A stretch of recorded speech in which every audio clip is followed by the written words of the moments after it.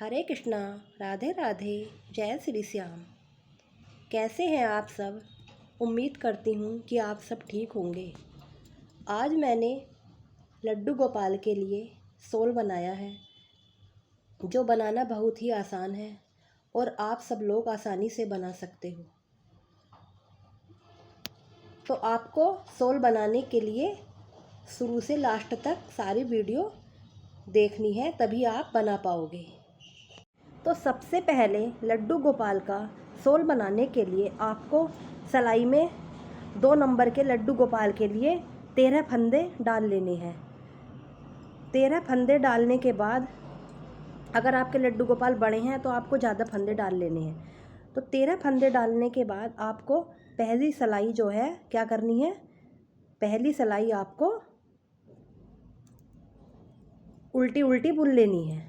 यानी मैं थोड़ा बुन चुकी हूँ, तो मैं अब आप ये समझ लो कि आप पहली ही सिलाई से देख रहे हो। तो आप ये समझो कि अभी मैंने फंदे डाले हैं, तो पहली सिलाई आपको उल्टी उल्टी बना लेनी है। पूरी सिलाई आप गांठ गांठ की बना लीजिए।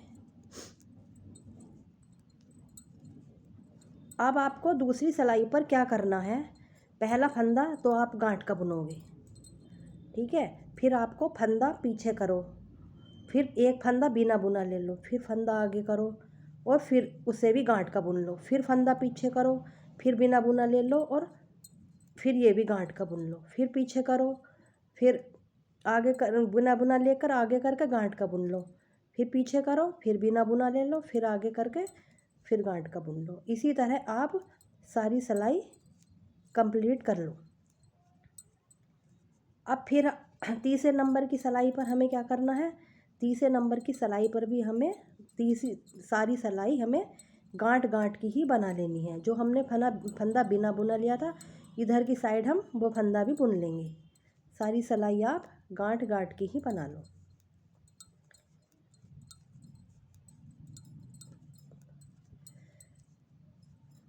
अब चौथे नंबर की सिलाई पर आपको क्या करना है, पहला फंदा गांठ का, फिर फंदा पीछे करा, फिर बिना बुना ले लिया एक फंदा सिलाई में, फिर आगे करा फंदा, फिर जैसे हमने दूसरे नंबर की सिलाई बनाई थी उसी तरह से बना लो। और गांठ के ऊपर गांठ और फली के ऊपर जो बिना बुना फंदा रहा था वही हमें इस बार भी बिना बुना ही फंदा लेना है।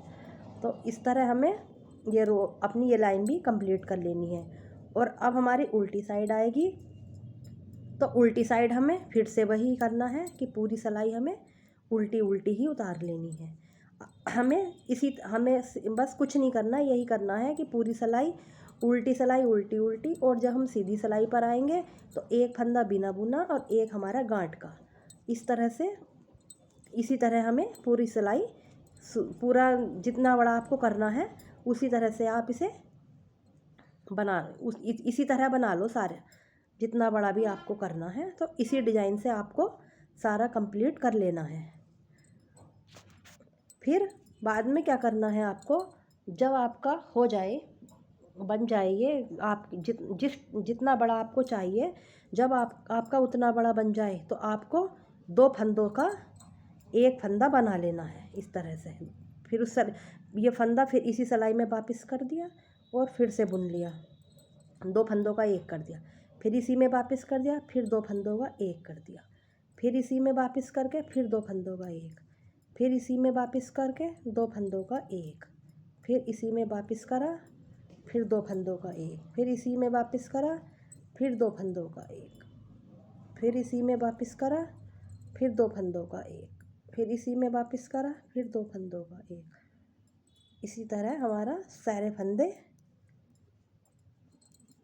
घट जाएंगे हमारे।